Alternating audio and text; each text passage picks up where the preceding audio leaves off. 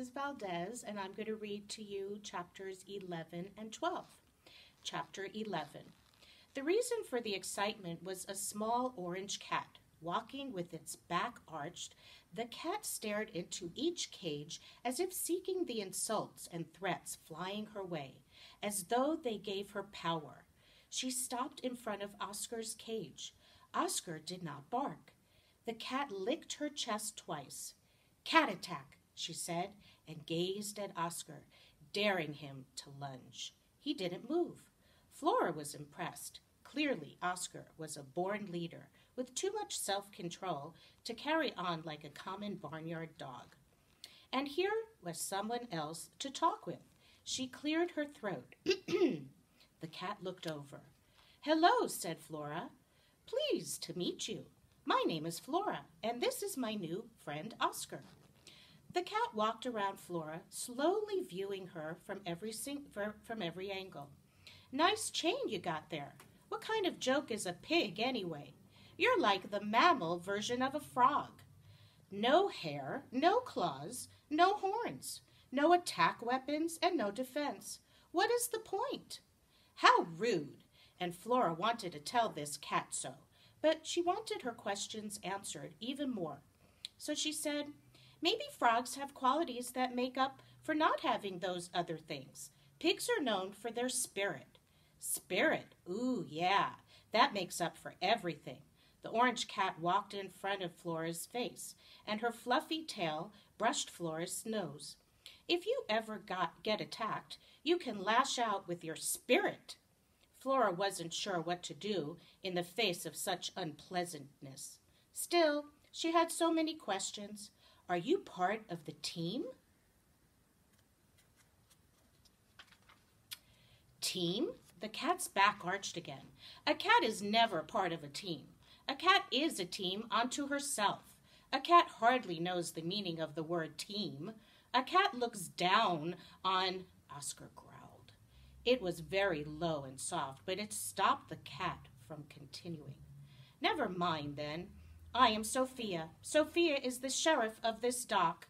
Sophia is the terror of mice, the killer of rats, and she works alone. By the way, have you seen any?" "Any what?" Flora asked. "Rats." "No, that's right. This dock is a rat-free zone, thanks to weaponry that others can only dream of." Sophia flexed one set of claws. "Have you heard of the killer instinct?" "Of course you have. And Sophia's reputation alone is enough to keep the vermin away." Flora hadn't heard of the killer instinct, but she didn't let on. "If your work here is finished, perhaps they have work for you on the Explorer. You could be very useful. Oscar is a sled dog, and I am ready to help in any way I can on our adventure." "Heavens no," said Sophia. "I wouldn't be caught dead on a ship. Cats don't like going on adventures, taking orders, or crossing over water." She shuddered. Flora thought back to what put Luna in a good mood. "Your fur looks very soft and clean." Sophia sat down, lifted a front paw, and licked it. Flora tried again. "Maybe you could tell us what you've heard about the Explorer and the crew." "Sorry, Sophia wishes she could stay and chat, but she's gotta..." Just then a shadow fell on the company of three, and they looked up. A skinny boy had walked over to them. He glanced around, then sneaked a bit of bread and cheese out of his pocket and stuffed it into his mouth. Sophia rubbed up against his legs. He bent down and stroked her back. Sophia winked at Flora and arched herself into his hands. The boy looked in at Oscar. "Hello, big guy." He gently stroked the paw that was sticking out from under the door of the cage. Oscar put his head close to the wire and received a good scratch behind his ears, causing him to half close his eyes. "Are you ready for an adventure?" the boy asked. Oh, how Flora loved that word adventure, and how she wished those hands were scratching her ears. As if he could read her thoughts, the boy stood up and took a step over to where she sat. "And a pig," he said. squatting next to her and running his hand down her back. Flora wasn't sure if she could lean on him the way Sophia did or just sit still. As his fingers scratched a spot behind her front left leg, Flora collapsed on the ground and grunted in pleasure. A pig, a cat, and dogs? This ship is a zoo, said the boy. Sophia rubbed against him, not used to being ignored, and then jumped into the boy's arms, making him stand up and laugh. I bet you'd like to be my cat. Flora grunted again. This cat wasn't even going on the ship. She wished she could tell him that. Just then the bell started ringing. Men hurried by, stuffing last bites of sandwich into their mouths and wiping their hands on their pants. Hey, Alaric, someone yelled. The boy set Sophia down. Get your skinny behind over here and take those boxes to the hold. Nobody sails on this boat for free, you know. Flora felt her chest filling with pride. Just as she thought, they had an important job in mind for her. Nobody sailed for free. The boy scurried over to a pile of boxes and lifted one. It looked heavy. What's a hold? Asked Flora. Bottom of the boat, said Oscar. That's where they put anything they don't want to think about until they need it. Alaric staggered onto the ship through a dark doorway and out of sight. The three animals watched him go. Flora was afraid Sophia might decide to leave too. I think he liked you, she said. Sophia licked herself. No one can resist a cat. What's your secret? Too many questions, sister. Sophia's tail twitched, and she began to walk away. Wait, Flora called. Just one more. Sophia paused. Flora rushed on before the cat could change her mind. You've watched ships leave those docks before, right? Hundreds, said the cat. Then you can probably tell me why am I going on this ship? Do I have a job? What's my job? Oh, you have a job, said the cat. No extras here. On an expedition, everybody has a purpose. She turned to go, but some purposes are better than others. Hey, what's that supposed to mean? Sheriff needs to be off on her rounds. Goodbye for now. Flora called after her. Or forever. Sophia disappeared between two barrels. Well, said Flora to Oscar, she's kind of interesting and a little mysterious. Oscar raised his eyebrows and blinked. Pretty much stuck up and all about herself, if you ask me. But she's a cat, so what are you gonna do? Oscar, I want you to know, if I can help you in any way, I would be a hard worker, a good team member, and I never would complain. And in case they separate us and I don't get to talk to you, I want to say right now, good luck. Once again, Oscar looked Flora over. She couldn't be sure, but he seemed a little bit sad. Then he rested his head on his paws. You be careful. Sure, you too, Flora nodded. Thanks to Luna, she was ready to land on her feet. If only someone would tell her about her job, it would make it a lot easier to prepare. After the hours of truck noise and a day of dock bustle, night floated down as soft and quiet as a bird's feather. All that could be heard was at the gentle splashing of waves. Flora felt as though she might be the only one awake.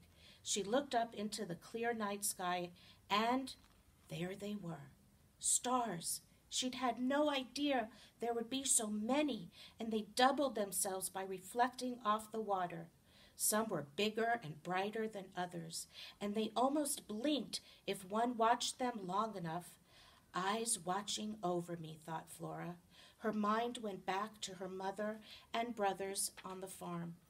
For just a moment, she missed the cozy pig pen and her family.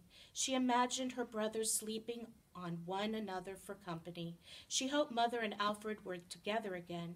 Maybe Luna was looking up at the same stars. Flora wondered if her friend missed her at all. As she fell asleep, Flora thought of what Luna had told her about snow. She dreamed that Antarctic snow was falling. The team was struggling to move the sled forward. Paws were slipping. All around her, dogs were stumbling. Only one sled puller had any traction. The the one with hooves. Hike! Chapter 12. Load up the dogs, move it. You there, be of use, or get out of the way. Flora woke to someone shouting and to bright sunlight. A moment later, she was being led toward the ship, the salty air tickling her nose.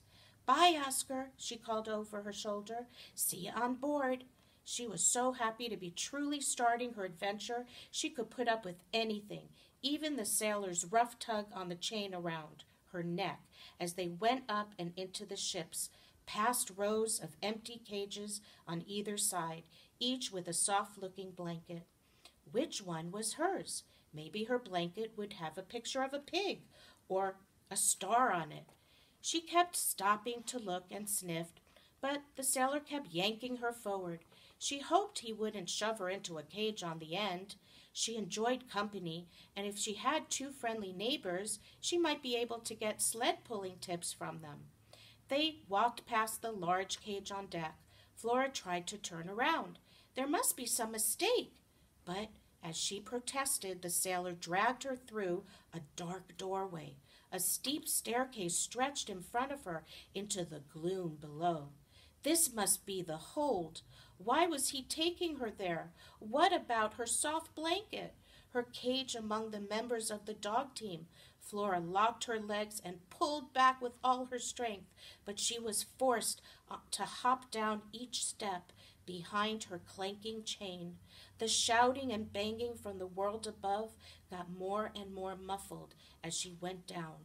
At the bottom of the stairs, the sailor walked a few paces in and clipped her chain to a box.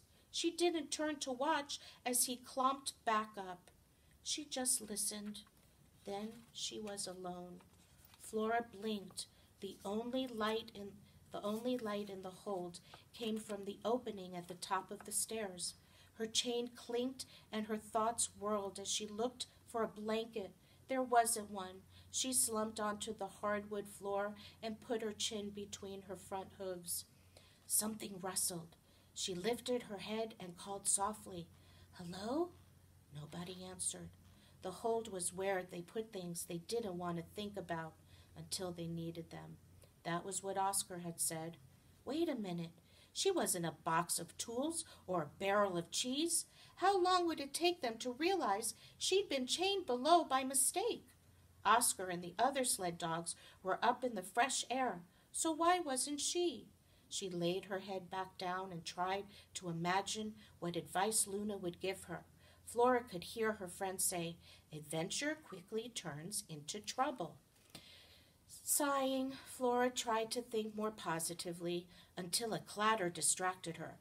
A sailor with a box in his arms pounded down the wooden stairs, and behind him was another sailor and another. A long line of men darkened the doorway, each with a box or barrel or sack. She hopped up. She wanted to make it easy for someone to spot her. Each time their burden slammed onto the floor, Flora jumped. The supplies were rolled or shoved or tossed into place, and then the men banged up the stairs, only to return with another load.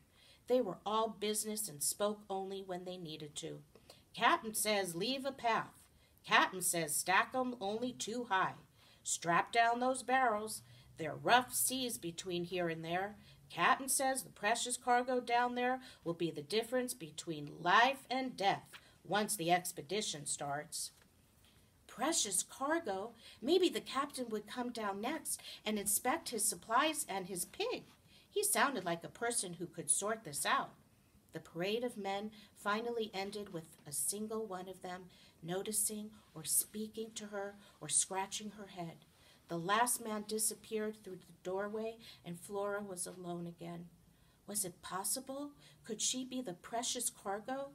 Being put down here had to have something to do with being special, or maybe it had to do with the training a sled pig needed. Yes, that was it. She would show the captain her best spirit when he came down to look things over. Not just boxes and barrels, but his special pig